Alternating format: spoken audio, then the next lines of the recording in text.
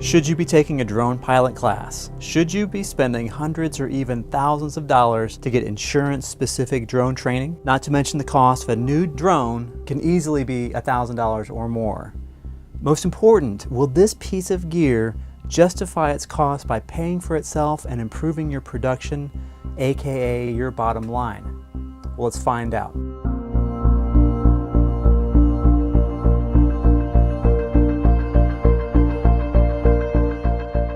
Head on over to adjustertv.com/new adjuster, where I've got a free guide in getting started in catastrophe work. Plus, I'm adding new stuff all the time to the website. Today, we're going to go over the pros and cons of using a drone as a cat adjuster. Let's start with the cons. Number one, a good durable drone is not cheap. Getting your FAA Part 107 is really not that expensive, but if you want to get drone-specific training for insurance, it's going to cost you $1,000 or $1,500 and have travel expenses to take those classes. Number two, your flight time is very, very limited. The drone that I have, it has a maximum flight time of 25 minutes, which means that under perfectly ideal conditions, I can run it for 25 minutes and then I have to spend another hour or two recharging the battery if I don't have any more batteries.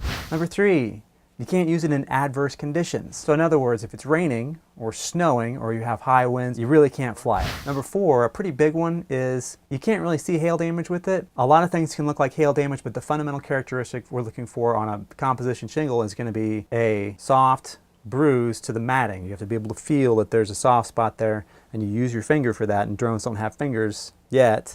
Number five, and I think this is probably the biggest reason why we won't see widespread use of drones, and that is that they're extremely dangerous to operate around people and property.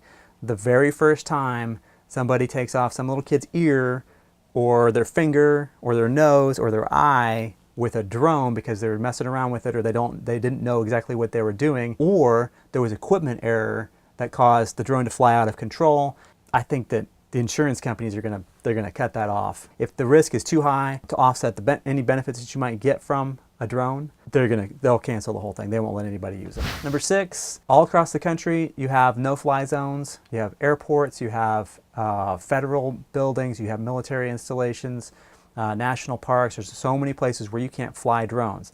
And a lot of those places are right in the middle of neighborhoods. So you will not be able to access those neighborhoods with your drone at all, period. Number seven, you are going to crash it.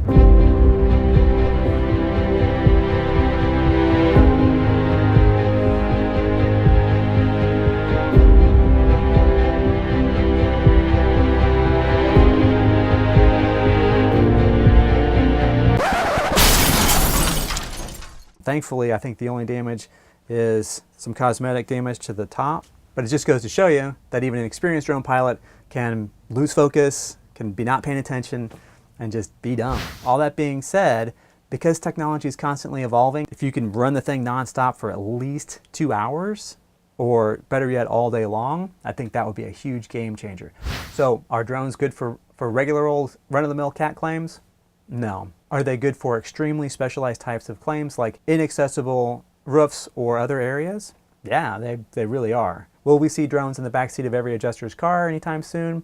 I seriously doubt it. So if you're a brand new adjuster and you're interested in getting into catastrophe claims as a property adjuster, save your money. You can run with absolutely minimal tools and still turn over claims, produce a quality product, have great customer service, and have a fulfilling, high-earning career in this industry. I want to know what you guys think. I want to know if you disagree with me and if you think that the future of catastrophe claims is covered in little buzzing toy robots everywhere.